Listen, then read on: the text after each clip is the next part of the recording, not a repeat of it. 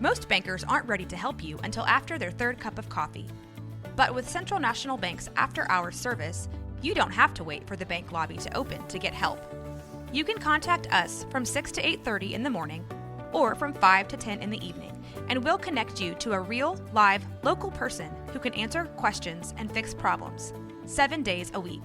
Bank different. Bank Central. Central National Bank. Member FDIC.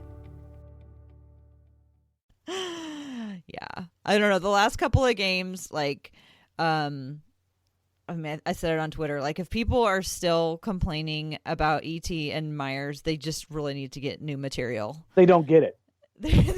That's old news. That's over. We've all moved past that. They are no longer should be the butt of anybody's bad basketball jokes. No, I'm waiting for the masses to start questioning what's wrong with Collins. I don't think there's anything wrong with him except that he's young and he's hitting the wall and it's frustrating and he's just having bad few weeks. Yeah. I mean, I don't think there's anything like earth-shaking about that. Nope, but I think that he set the bar so high when he came out this season because he started so well. Oh, so we're going to blame him for that now. No. I'm not blaming him, but I think people were just like, this is the Zach Collins that everybody expected. I'm like, he was definitely the Zach Collins everyone's hoping for. Mm-hmm. But he's too young and immature and also turned 21 in the middle of fouled in 2 out of the last 3 games. Yeah.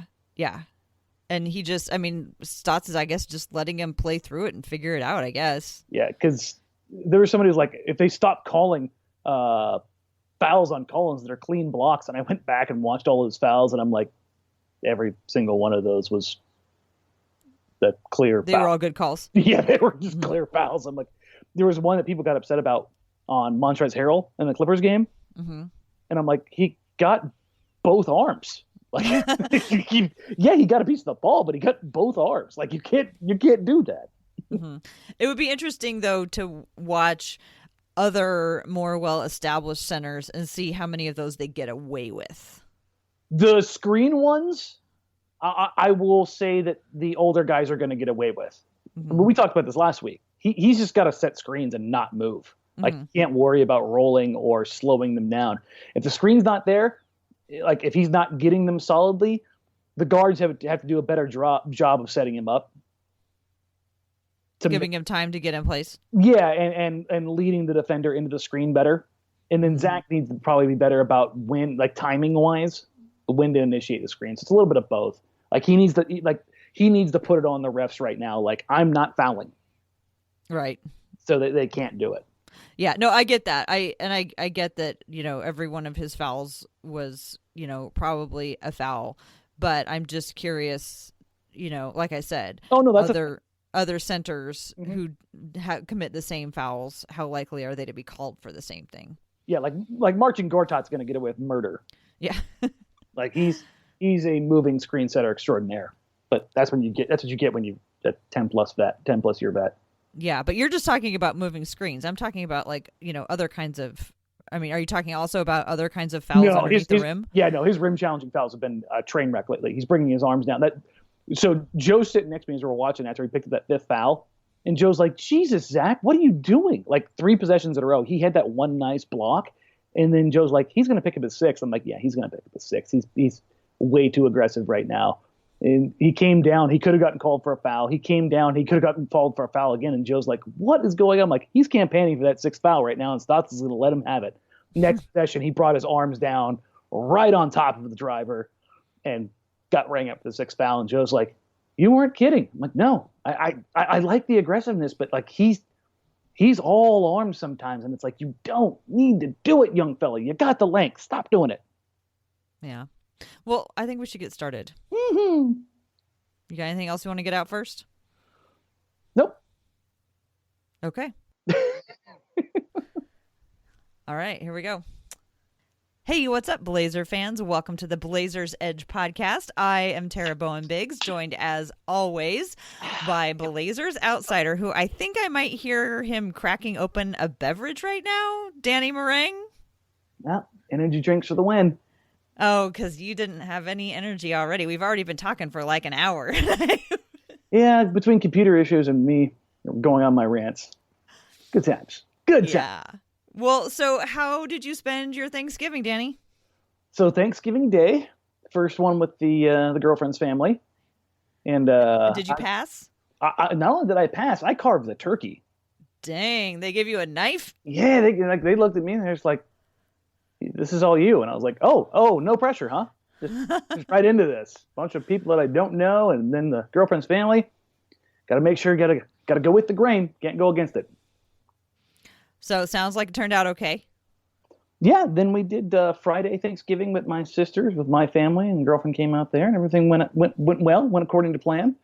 Was able to skedaddle out of there in time to watch the Blazers get throttled by the Warriors. So such a treat. Good times. How was yours? Well, what? How was yours? So I had a lovely Thanksgiving. I was like living a Hallmark bingo card. It was amazing. I went up to the San Juan Islands. My mother-in-law lives on Lopez Island, which is in the San Juan Islands in northern Washington. When I first started dating my husband and he said that he had a family in the San Juan Islands, I thought it was like tropical. And I was like, sweet. And then I found out it was in very cold and very wet and rainy northern Washington. However, it is still absolutely gorgeous.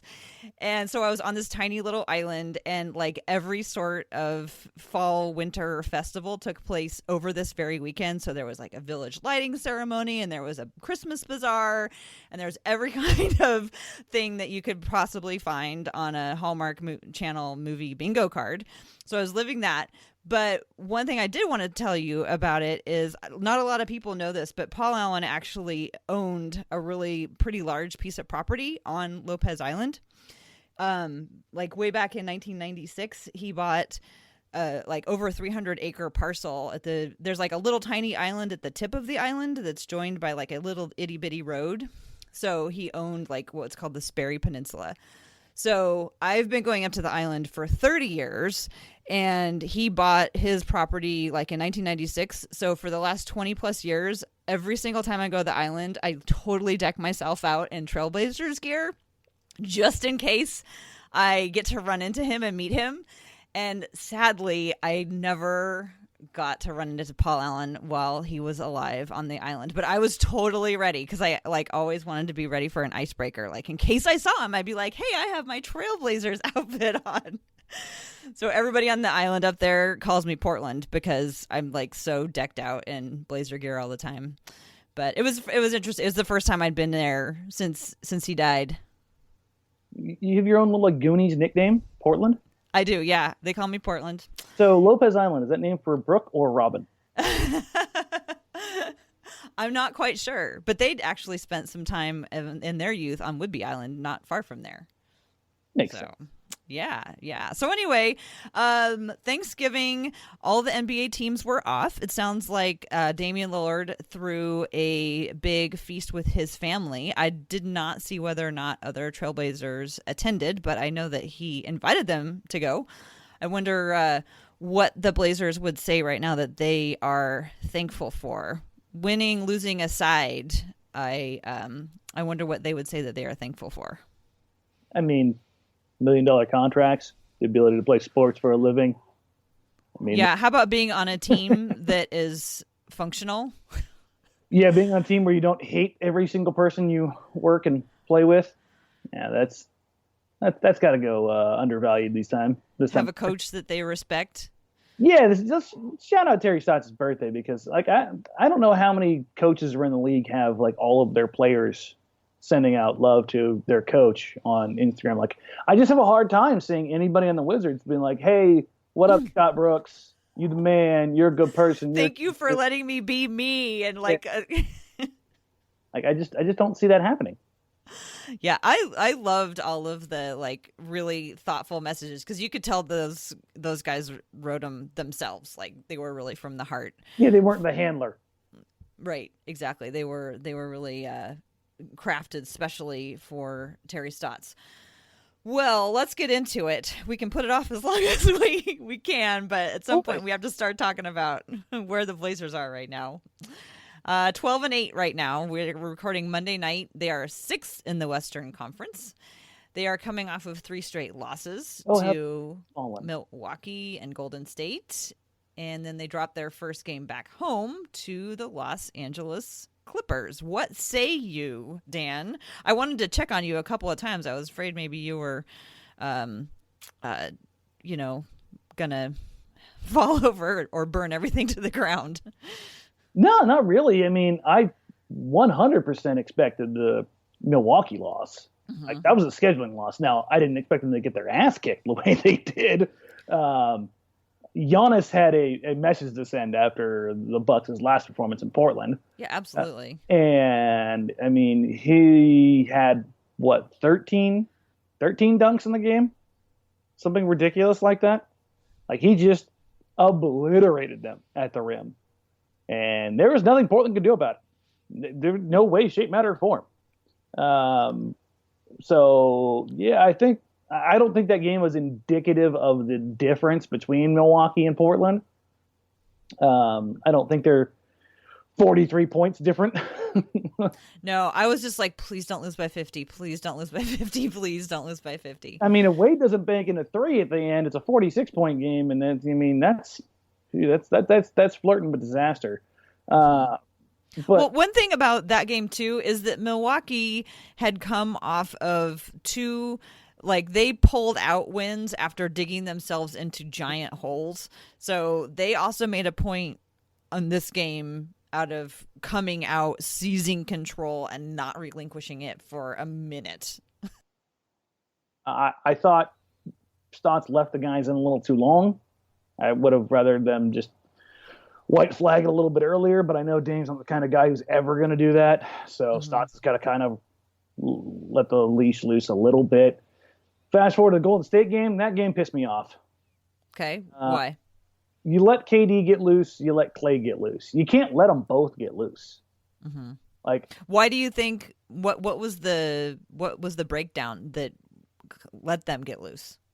Well, they came out just hyper focused. Day after Thanksgiving, Portland's at the last game of the road trip. And there was no way they were going to lose 5 in a row. Yeah, and that's the other thing. The Warriors were going to. I mean, they weren't going to go on a 5-game losing streak. That just wasn't going to happen. Then the Warriors decided to find CJ McCollum. That was the offense they ran for the first quarter. And Klay went at him. And honestly, like, I've been down on CJ's defense most of this year so far. He's been subpar, and I hope he finds a way to kind of get that going. But I thought he went right at Klay defensively a lot. And I saw probably his most intense effort defensively on Klay on the mid-range and mid-post post-up opportunities. Klay's just that good. Mm-hmm. And he turned and shot over him over and over and over again. And I think the one key strand that goes through the Clippers, the Warriors, and the Bucks is this. They're all big. They all have length. They all have more length and athleticism than the Trailblazers currently have. And they exploited those matchups regularly. Tobias Harris is a guy that the Blazers have 2 guys that can match up with him physically, and Al-Farouq Aminu and Harkless, and neither one of those guys were up to the task. Klay and KD are both big for their position, and I mean, you can only have Aminu on one of those guys. As far as, like, I saw some criticism of Coach Stotts in that Portland should double KD. Portland tried to double KD twice in that game. Both times KD can see it coming and makes the skip pass for a wide open 3 to Damian Jones to the corner for 3. That's why you don't double KD. He can see it coming. He has the length and the vision to see it coming and anticipate it and know where to go with the ball. The same is true of Klay Thompson. They can see it and they can pass over the top of it. You can't double those guys on the perimeter. The second you do that, you're asking for a corner 3 or a layup. So it's a really difficult position when a team has the length, the vision, and the capability to hit you from multiple spots like that, and Portland really doesn't have the juice to respond in those possession-by-possession periods. It has to be a more substantial effort over the game. Mm-hmm. Well, so with the last 3 games, those 3 Blazer losses, honestly, none of the losses surprised me. Not that I wanted them to happen, but like you just gave a couple of really good points about why Milwaukee was prepared, why Golden State wasn't going to, lose another one. And I really think the Los Angeles Clippers loss was due to how discombobulated they got when Jusuf Nurkic went out. But over the course of the last couple of weeks in general, how has the play of the Blazers changed? Because it feels different to me than it did at the beginning of the season. And I don't know if it's just, we're just in a spot where they're not hitting threes. If it's as simple as that, I suspect it's much more complex. What are your thoughts on that? So I started digging in this earlier today, and actually I need to pull up this Twitter thread because I kind of just started throwing some things out there. But the problem is I can't look at the advanced stuff because the feed has been cut for the play type data right now. I can only assume that's the NBA switching things over for Second Spectrum. So I can't tell you what the play type data is right now. So like on NBA.com, they're not showing. Yeah, it's completely gone. It's not even up. Like you can get there, like if you type in the URL, but it's not updating. So there's something going on there, which sucks as far as the public access stuff. But as far as like just observation, the observation wise, like it feels like Portland is going more and relying on straight pick and roll. The ball's not moving quite as much, and there's a little bit when things have gone a little sideways, they've gone a little bit more ISO heavy, and kind of reverted back to some of the stuff that we saw last year. And now in spurts, I don't mind it. Like Damian Lillard going ISO heavy against the Clippers last night got Portland back in the game. I mean, that's what Damian Lillard does. I mean, anytime you have a player as good as C.J. McCollum or Damian Lillard in isolation, you want them to get those opportunities from time to time. But when it becomes option 1, 2, 3, and 4, that's when defenses can load up and take that away. Flip side of that is Al-Farouq Aminu 2 of his last 18 from 3, Tara. Oh, I know. So, it's killing me. Trust factor, those guys aren't delivering. Why are they missing threes? I don't get it. I don't know what is going on because, so Portland has 8 losses this year. In those 8 losses, they have won the third quarter exactly one time. And that was against a Miami team after they got their ass handed to them in the first half. I'm sure that's Coach Stotts saying, you need to figure this out. You need to get going. And in 4 of those 8 losses, this is what Portland has shot from 3 in the third quarter. 1 for 10 twice, 1 for 12, and 1 for 13. Wow. I mean, what could possibly be the reason there? Sure. What are they doing at halftime? That's 4 and 45? 4 for 45 from 3. So I wonder, can you tell quickly? I don't want to take too much time if you can't tell quickly. How many of those did they have leads? They've only actually had 2 leads at the half.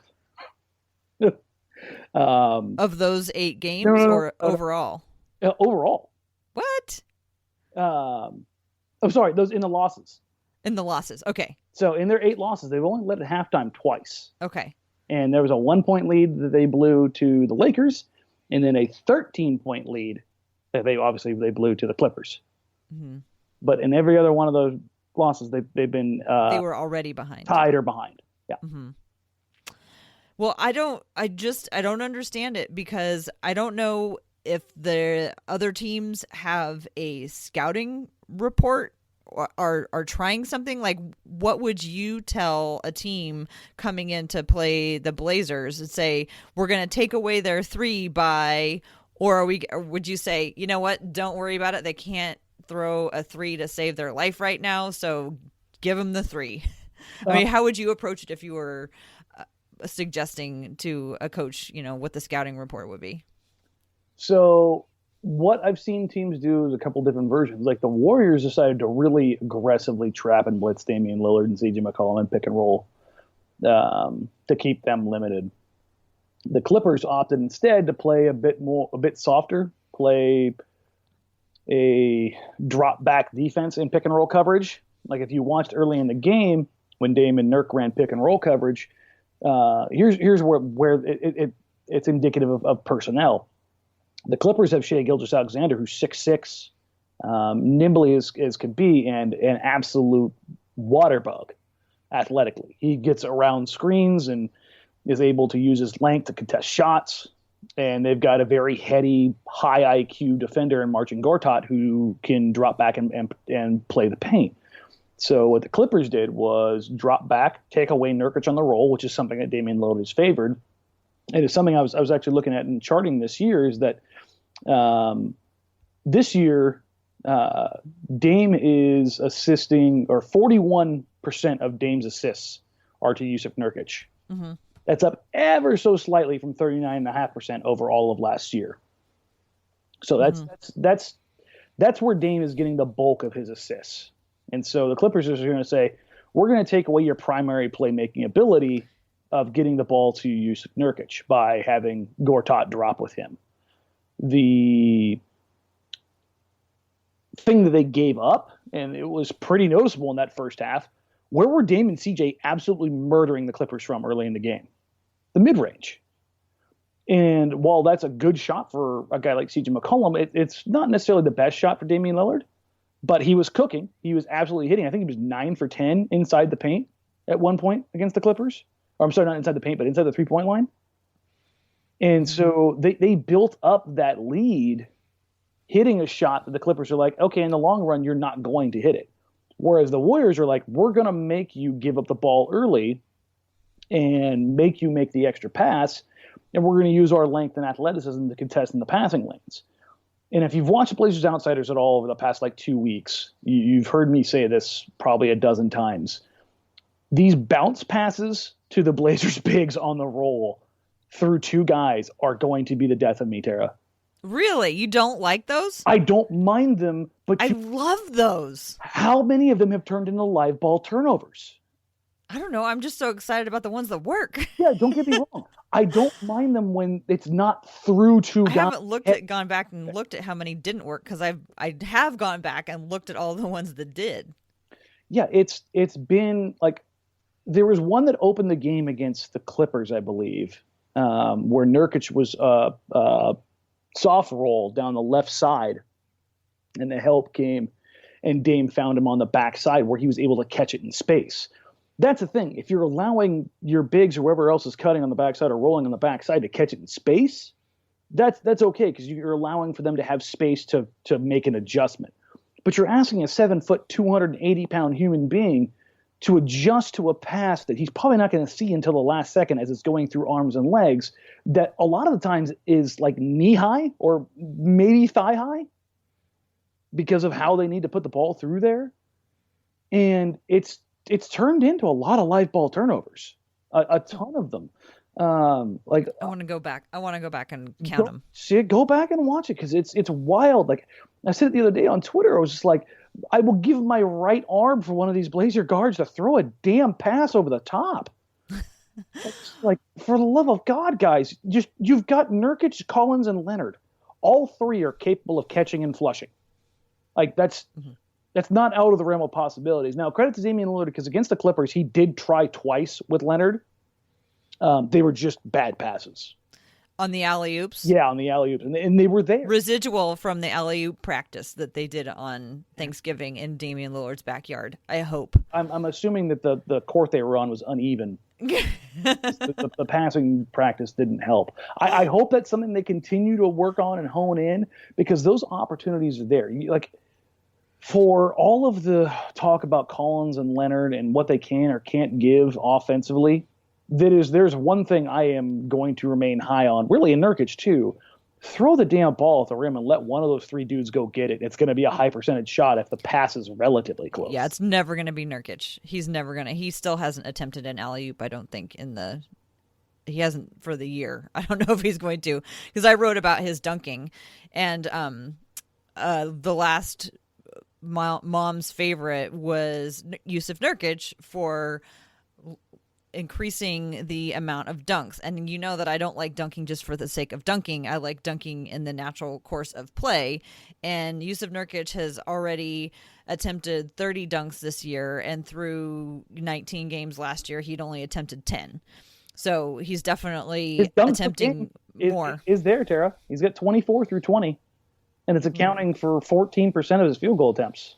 No, he's still not, lighting the place on fire in terms of massive numbers, but he's doing it when it makes sense and he's getting himself more opportunities. However, I'm worried because every time I name somebody a mom's favorite for the week, something happens. So a couple weeks ago, it was Al-Farouq Aminu, and because he had this really great, super efficient week where he was shooting and he was hitting his threes beautifully. And ever since then, he can't throw the ball in the ocean. And then I wrote about Zach Collins and how when everybody was turning it over, he was also turning it over, but not as much. So I wanted him to get a little credit for that. And then he proceeds to go and have probably the worst couple of weeks of his career so far. Poor guy. And then I wrote about Jusuf Nurkic, and now he's injured. So I don't know if I should just not do that column anymore. Next week, I'm going to just award it to an inanimate carbon rod and see how that goes. How about you start talking about things you like with other teams that are playing next week? No, I could never do that.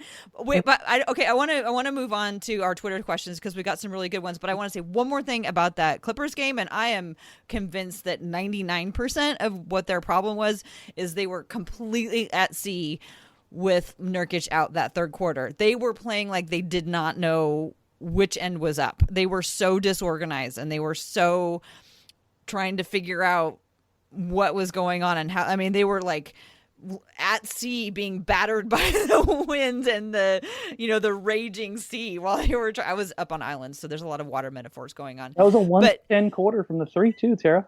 What? That was a 1 for 10. Yeah, I mean they couldn't get organized. They couldn't. I mean, I just thought they looked shell shocked.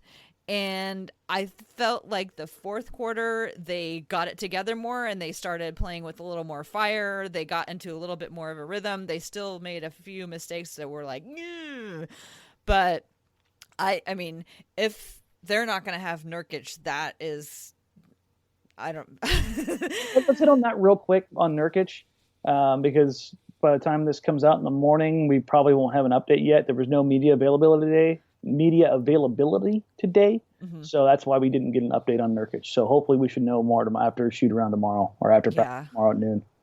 I'm so worried about it being a shoulder, but I'm a worrier, so maybe it was precautionary. I don't know. The idea of him not coming back in the game. I felt that they easily could have won that game if he had stayed in the game, because I felt like the beginning of the game, I thought.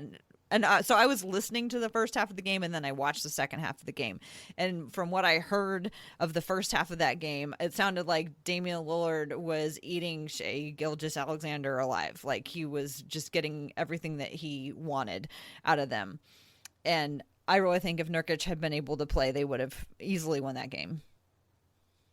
But we'll never know. He probably stymied a lot of the defensive efforts, but Portland's inability to hit a shot is becoming a little bit concerning, particularly in the third quarter. Yeah. Was it last year too that they had problems in the third quarter? Yep. Oh, that is so strange. Well, I don't know what we can do about that. Let's go ahead and move on to our Twitter questions. Are you ready? Always. Got some good ones. They really spanned a good variety of things. So let's go ahead and jump in. Our first one from Brandon Goldner, friend of the show. He said, did the Blazers bench turn back into a pumpkin, or are they just hitting a rough pumpkin patch? So it's kind of tongue-in-cheek, but also a really good question. Up until 2 weeks ago, the Blazers bench was third in minutes played. They were ninth in points. They were third highest net rating. And then I just looked over the last 2 weeks. They are 29th in net rating.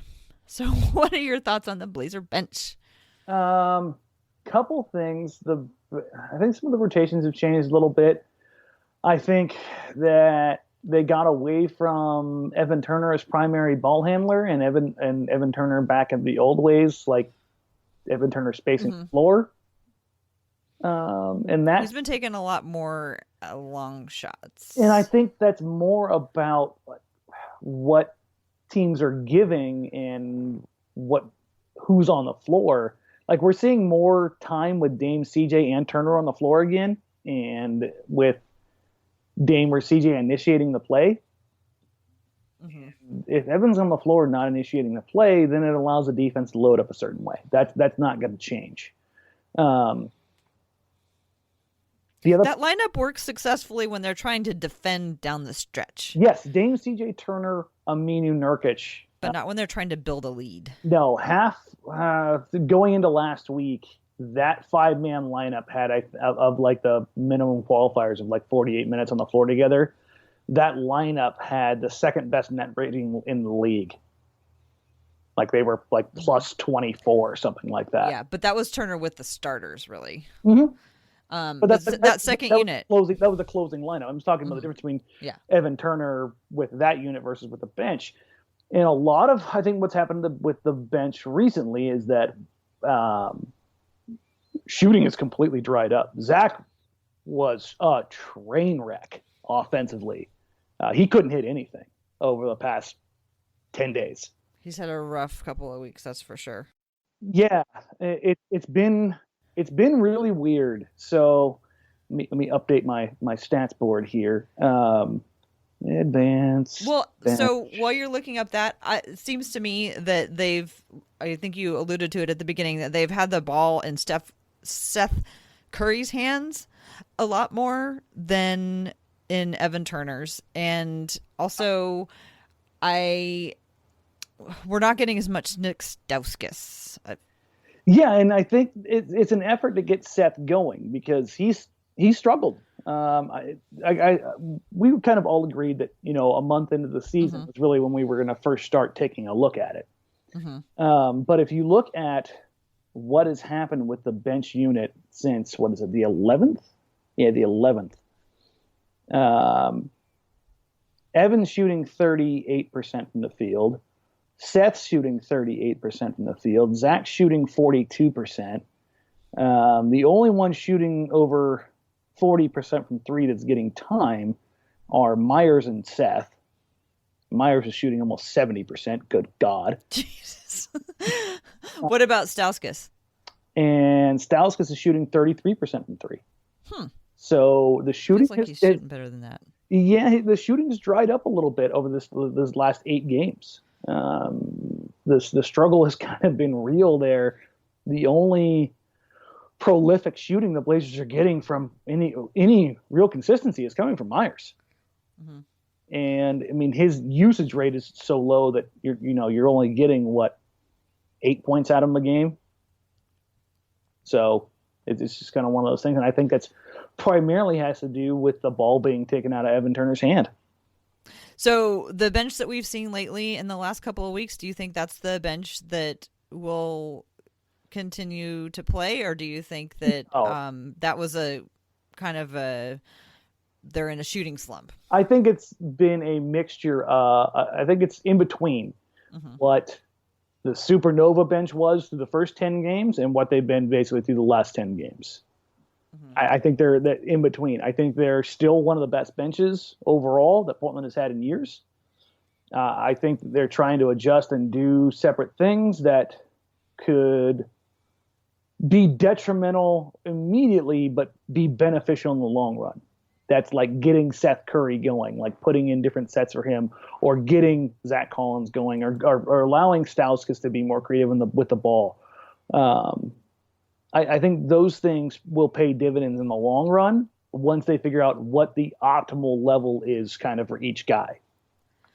I just wish they would get Stauskas going because I like his playmaking better than I like Seth Curry's, but maybe we just haven't seen Seth's full range. Seth's much better in the pick and roll. Like Seth's numbers, advanced numbers, the last year he was healthy with Dallas, he was a phenomenal pick and roll point guard. I personally would love to see Seth and Meyers work the pick and roll, where you've got two guys who are capable of stepping back and shooting the three, and also capable of getting to the rim and finishing, or in Meyers' case, rolling to the rim and finishing with a dunk.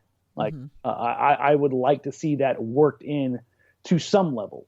As far as Stauskas goes, something that we've kind of talked about in the studio is like, why haven't we really seen him in the second half? Like beginning of the season, we saw Stauskas much more frequently in the second half, where the last handful of games, we really don't see him come out with the second half at really at all, other than for maybe a few minutes. And it seems like if they're struggling, that would be a good place to go to offensively. Maybe there's been enough evidence defensively that he's getting beaten that it's not there. I haven't noticed it entirely, but I'm not certain why he's not getting a little bit more burn. I'm not out here championing that he needs to get 30 minutes a game, but I think the 13 minutes that he's getting right now is probably a little low. Mm-hmm. Yeah, well, we'll have to see how that develops. Let's go on to the next question. This one is about Meyers, and it's Burlicious M, and it's more of an observation on his part, because the question that I asked was, what are y'all thinking? And Burlicious M says he's thinking about Meyers' emergence as a reliably efficient scorer and rebounder. He's currently putting up 50, 50, 90 numbers, leading the league in three-point percentage and rebounding at a per-minute rate similar to Nurk. So we've talked a lot about Meyers' shooting. Do you have any comments to add about his rebounding? I mean, we talked about coming into the season, like, who's going to rebound for this team? Right. Meyers, over the last couple of weeks, has been he had 16 the other night. And Brian Freeman, here at Blazers Edge, he highlighted something that we were wondering too, that the offensive rebounding. Meyers kept 3 or 4 possessions alive last night with back-to-back offensive rebounds. There was one where he came running in from the three-point line where he was spacing the floor in the possession and just snatched it out of the air, reset the offense. It was that crazy play where it ended up like getting deflected like 3 times. Stauskas pump fake and drove a couple times on the play. And I think it ended up with Evan Turner hitting a fall away jumper. But in that possession, Meyers got an offensive rebound twice out of nowhere. Mm-hmm. And they're all hustle and instinct plays. Like that, those aren't hustle has always been there for Meyers, but the instincts on the rebounds haven't always been there. And yeah, you said that earlier when we were leading into the season, that you felt like rebounding is kind of one of those things that you either are or you aren't. But do you feel like Meyers has developed? I think it's too soon to say developed, but I think he's done some things recently where he's reading the game better. And not just rebounding, but just the game in general. And I know people are going to be like, oh, Dan, he's a Meyers fan, he's a Meyers supporter, blah, blah, blah. Listen, I mean, if you can't look at the numbers right now and the impact that Meyers is having, God help you.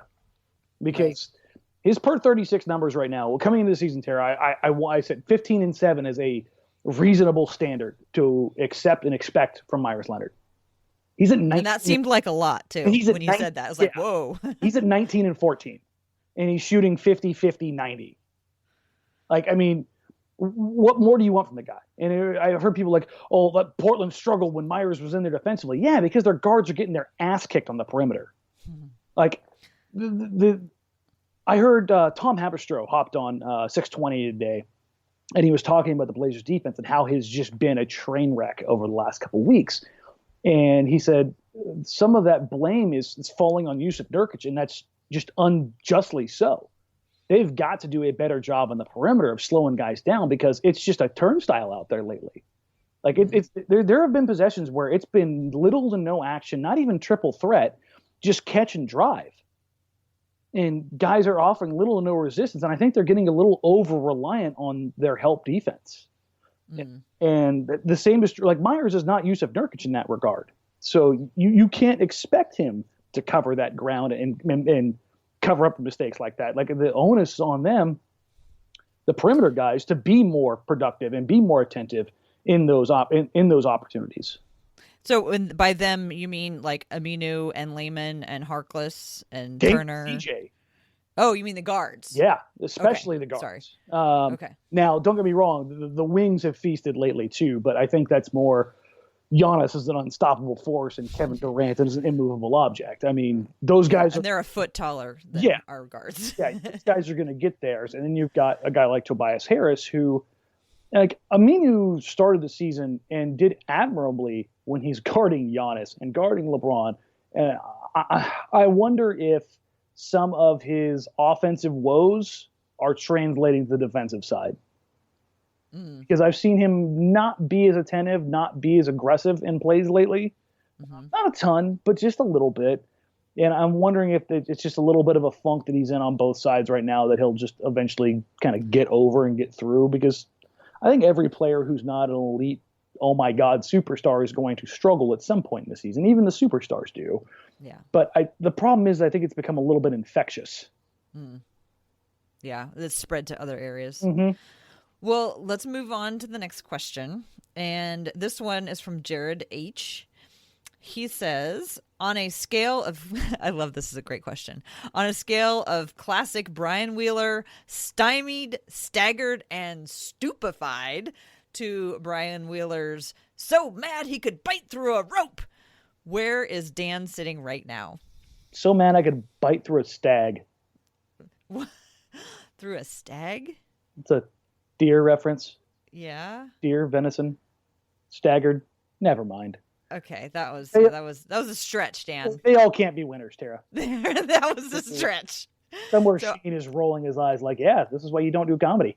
But honestly, 12-8, kind of what I figured. I mean, I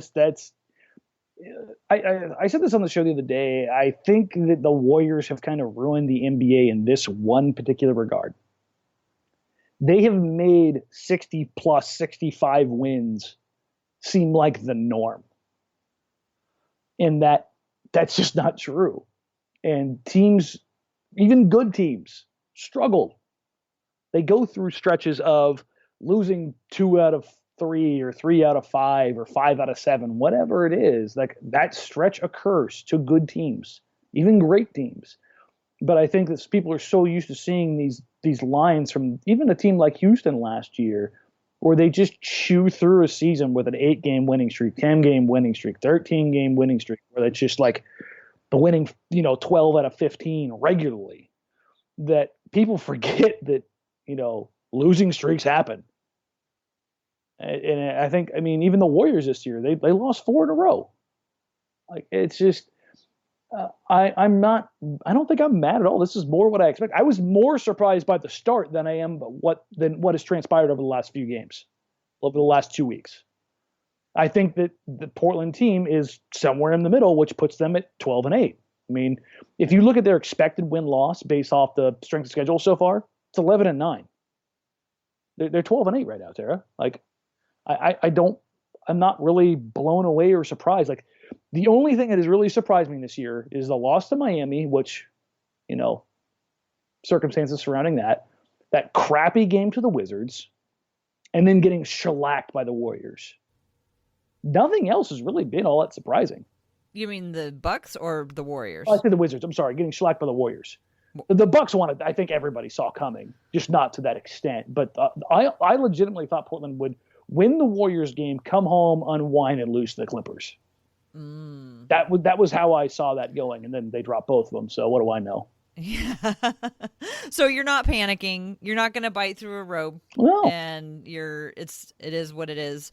I don't know. Yeah, you can't get too high. You can't get too low. And you're usually, super high or super low. So that's admirable on your part. I think this is what this team has been over the last few years. They're going to overachieve at times. They're going to underachieve at times. There was something that Joe said last night, or excuse me, it was Shane. Shane said the Clipper game, the Clippers did a really good job of just being a steady team the entire night, where Portland really peaked and really bottomed out during the game. Like, there were times where Portland looked phenomenal, unstoppable juggernaut of a team. And then there were times where, like, the Suns would beat them 9 out of 10 nights. They would have been fine if they had Jusuf Nurkic. I'm still convinced that completely shook them. But the way they played over certain stretches was just very volatile, whereas the Clippers were a steadier team. I think this team is just that team where they're going to have some seriously high highs and they're going to look fantastic and amazing. But when they suck something fierce. Like, there we go. There's the drama coming in. No, Tara, they lost by 43, and it really was 46. Like, in that Knicks game, that's a game that they should have put away much sooner. The Wizards game, they looked really bad in that game. Like, that's what I mean. Like, this. Yeah, they're not the only team this year. They're not the only good team this this year that has struggled. No, and I mean the Jazz lost by 50 to freaking Mavs. I mean, yeah, that's just what I mean. Like if you look at the standings right now in the Western Conference, good God, projecting playoff positioning off of where things are right now at the end of the year.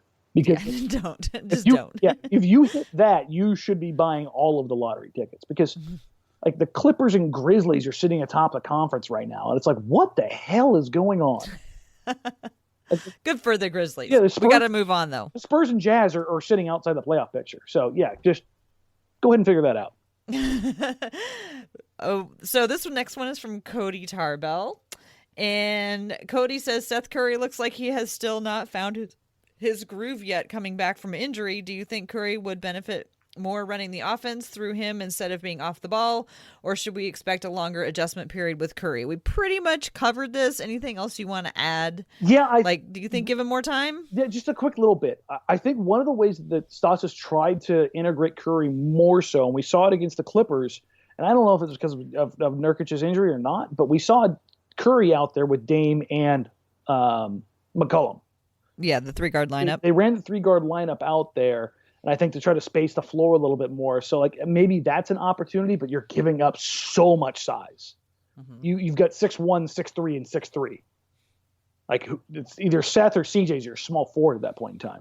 Yeah. And that against a team with any real size is terrifying.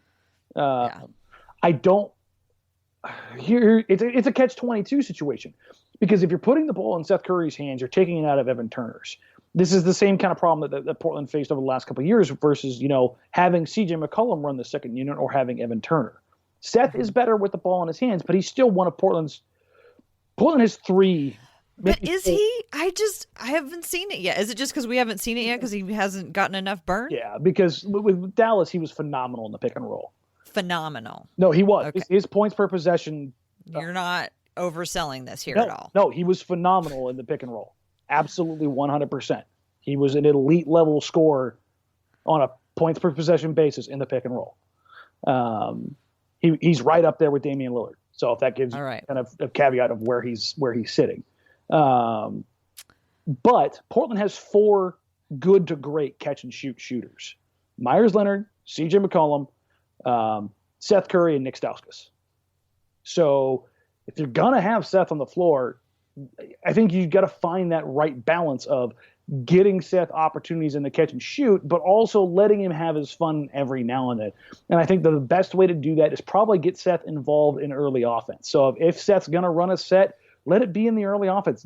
Seth's got to work for it a little bit, though. He's got to get down the court earlier, get going earlier in the clock, so defenses aren't quite as set, so they don't know where the help, where to send the help from if he does beat somebody off the pick and roll. So it's not always coming from Evan Turner being in the corner. And that's a really, really specific thing, but I think that's one thing they could do. Okay, we're going to move on. Do it. To a question from Lazarus Jackson. The question is, what happens to Layman, who was good to great as a low-usage, high-efficiency offensive option now that Harkless is back in the starting lineup? Oh, boy. So that's the question. I have another question. I didn't even notice that Jake Layman was on the inactive list last night, which I thought was an odd choice. I mean, I know that they had to deactivate somebody, but I thought that was an odd choice. Has anything come out about him being injured at all? He wasn't on the injury report. He was just inactive. Yeah, well, no, he wasn't inactive. He was dressed. He just DNP'd. The only inactives. Basketball Reference had him listed as inactive. No, the inactives were Trent and Simons because you're, as far as what you can have. But he didn't play. Yeah, no, he definitely got hit with the DNP coach's decision. And we've had this discussion about Harkless and Layman, and it's like Harkless has had 2 good stints in his 2 games back, both when he first came into the game, and they were both defensively with finishing one dunk in transition. But other than that, Harkless has had little to no impact in the game other than some early defensive action. And that's against the Clippers. Aminu and Harkless switched on a few possessions early in the game, and I thought they did a good job stymieing the Clippers there. And I was like, hey, this could be nice to see. This could be fun. But beyond that, Mo hasn't hit a shot, I don't think, outside of 4 feet since in his action back. Layman, I thought he did decent work, and I'm not like campaigning for Layman, but if Harkless isn't going to give you much on the offensive end, and he's little to non-existent later on in the defensive side, I have a hard time arguing against Jake Layman being out there. Now, well, Harkless was part of that really successful early season bench. Yeah, with the bench. I don't have a problem really with Harkless being out there with the bench unit. I don't think anybody should have that problem, especially if the bench unit is struggling defensively. Problem is, but I guess he didn't want to be in there. Yeah, and the other thing is, if Harkless is out there, who are you taking off the floor right now? Are you going to take Meyers Leonard off the floor right now? Because if you're taking him off the floor right now, I think you're probably a little crazy. You're not going to take Collins off because, as an organization, you've stated his development is paramount. Mm-hmm. Evan Turner's out there, and Seth Curry, he's your other primary ball handler, or Stauskas. So Jake's the odd man out, basically based off seniority here. Well, both Jake and Mo are bigger than Curry if they want to play a little length. Which is something I've always... And they don't have to have the ball in their hands. Yep. So, I think I'm sounding like I'm a little down on Curry, and I'm not sure if I'm just was hoping for more from him by now. I'm sure he will find his way. The next couple weeks are going to be pretty indicative of whether or not he's going to be successful or not, Tara. Because I'm sure you've looked at it or heard me say something about it in the last couple days. Portland's December schedule is a nightmare. Yes, we've gone over this before. Yeah, and so if he's not going to be a part of this unit going forward, you'll be able to tell pretty darn quick. Because they'll need all of their best out there all the time, or what Stotts considers as their best. Yep. So we'll see it. And either rotation will shorten or somebody's opportunity will get drastically dropped. So you're not quite sure right now what's going to happen with Layman, and you think that also that this coming up run will also give us an indication of where they're going to go with him. Yeah, the next 10 games should be pretty indicative of what's going to happen for the rest of the season, I think, because they don't get a night off other than the Suns game. Yeah, and that's assuming a lot. Yeah, Booker and Ayton can still eat you alive. Right. Yeah. No, I mean, no game is ever guaranteed. It's still the NBA. I mean, there's some that are more likely than others, but nothing is handed to you. Okay, last one from Jackson Frank, and this is the one that's been on my mind a lot lately. If Nurkic is out for a few games, should Collins replace him in the starting lineup, or should Stotts look to maintain routine with his rotation and start Leonard instead, letting Collins continue to serve as the first big off the bench? What are the Blazers going to do if Nurkic is out for a while? Give me the latter. Zach's not ready for that. The latter, you mean letting Collins continue to come off the bench? Yeah, start Meyers because... It fits Stotts' pattern of like when somebody leaves the rotation, putting in somebody else temporarily. Okay, let's put it this way. Not shifting everything around. If Nurkic is out, Tara, this is who... No! Okay, so the next game is against the Orlando Magic. Remind me again who's playing center right now for the Orlando Magic is one of probably the 10 best players in the league right now based on performance. Nikola Vucevic. He is absolutely tearing the league apart and murdering teams right now. He's shooting 50, 40, 85, I think, and averaging 20 and 11. Like, he's been a phenomenal player for the Magic. And the Magic have been a good team compared to what expectations were already this season. And continuing the trend of long, obnoxiously long teams, Orlando is right there. So after that, you have a game against the Denver Nuggets who feature who? Yeah, that other big giant dude that Nurkic usually gets up for. Do you want Zach on Jokic for 25 minutes?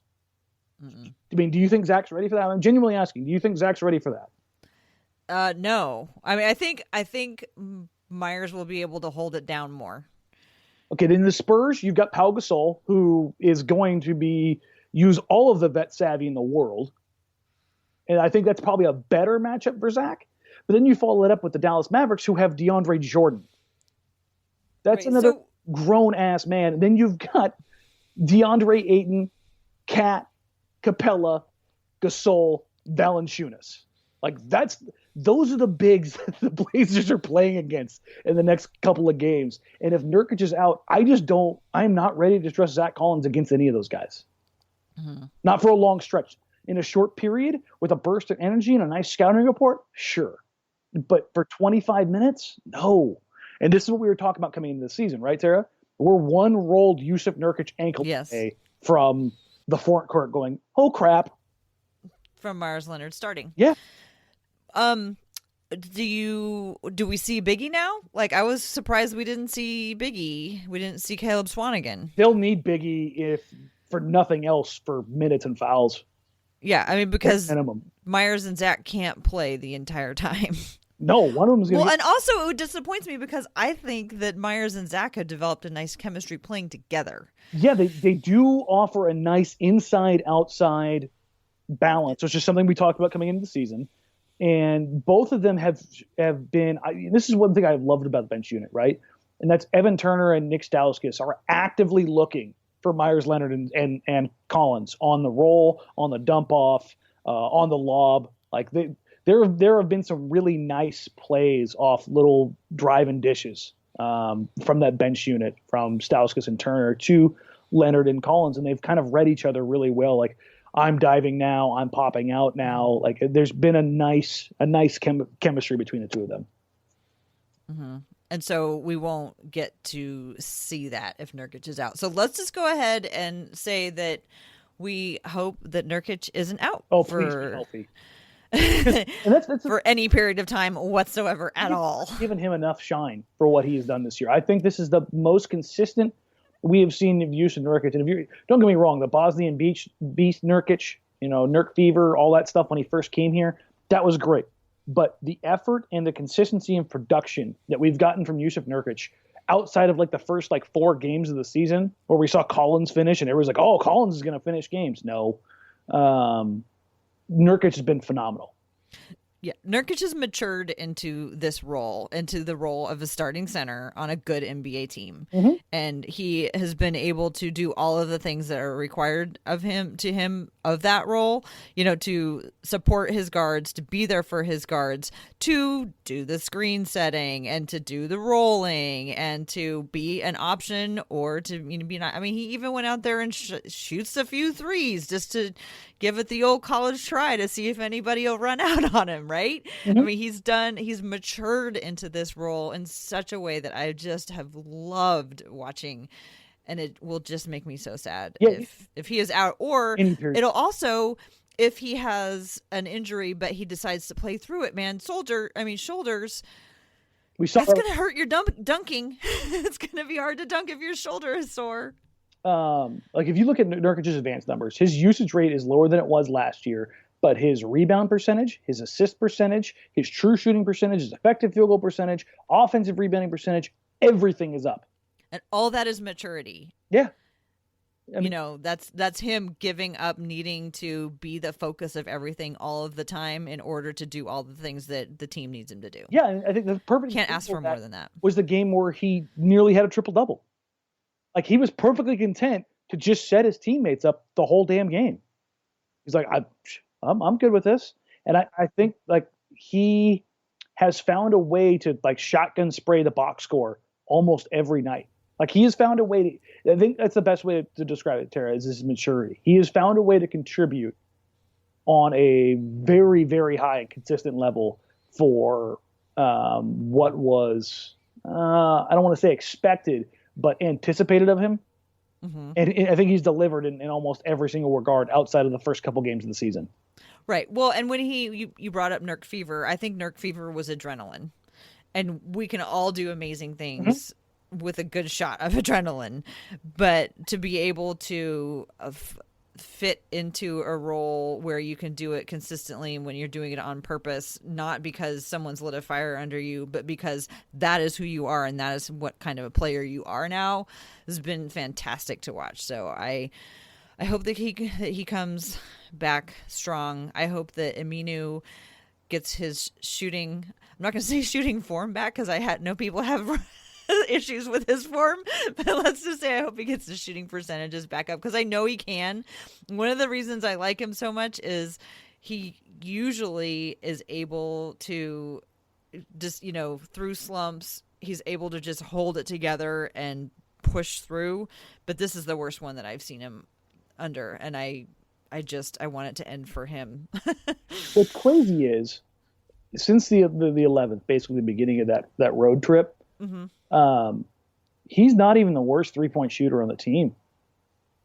Really? Harkless hasn't hit any. Well, he's barely played. But I'm just saying, so Harkless. So even if you throw Harkless out, Dame's at 28%, Zach's at 31%, and Aminu's slightly ahead of Zach at 31.1. The problem is, Aminu's attempting the third most, and Dame's attempting the most. So you've got, 13 plus 14 threes a game being taken by guys that are hitting 28% of them? Mm-hmm. Yeah, 2 out of the top 3, that's rough. Somebody's got to, they got to start falling.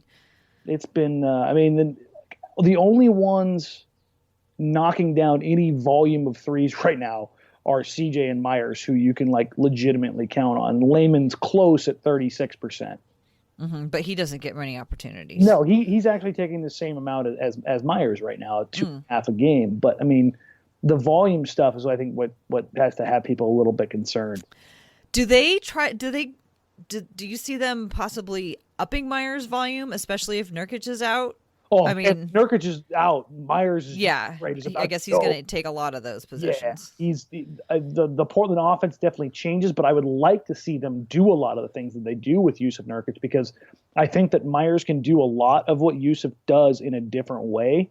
We were listening, but when we started the recording on Trailblazers Courtside, they had an interview with Meyers between Holton and Kent, and they were talking about how effective and how willing a screen setter Meyers is. And we saw it in the Clippers game.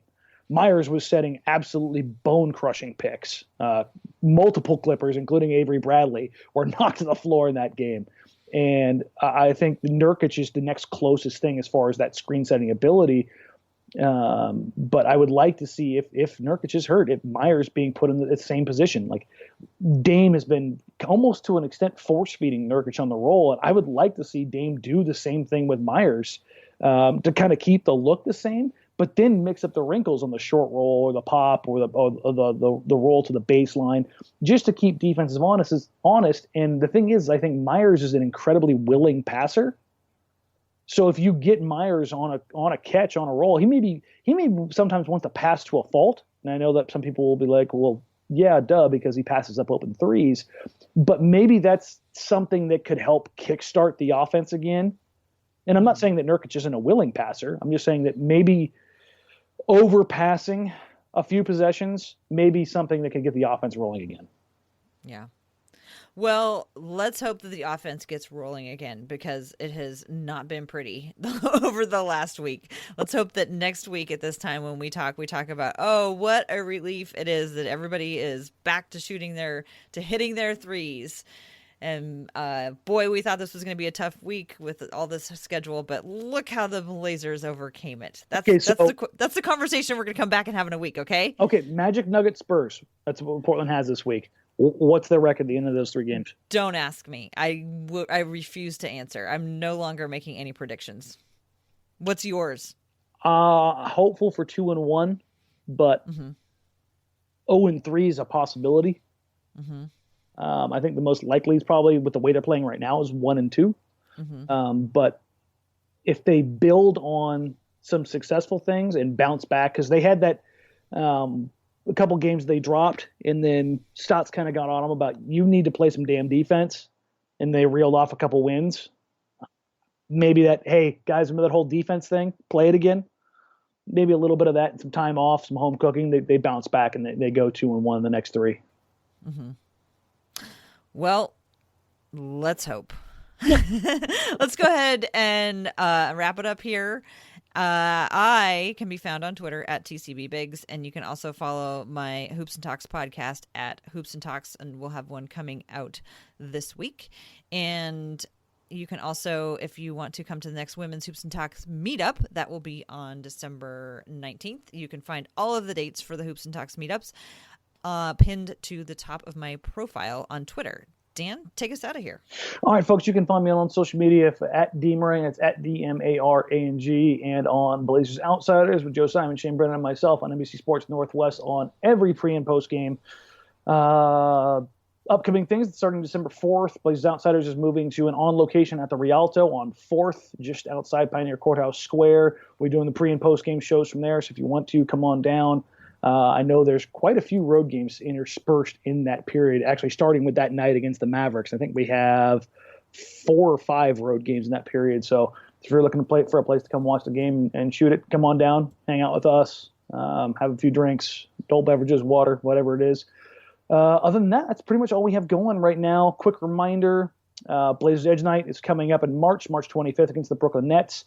If you have the ability, the capacity to donate tickets, please do. We'll be promoting it on Blazers Outsiders between now and Christmas, because I know this is the time when people are more so in the giving mood. But again, this is 2,200 kids, and if you have the opportunity to make something happen, to make any kind of donation, or you know somebody who can, please pass the word along, because this relies on people like you who are willing to do something for these guys, for these kids. And it's an absolutely awesome experience. For Terrible and Biggs, I'm Danny Moran. We'll go ahead and catch everybody next week. Take care, everybody. See ya. Thanks for listening. Bye.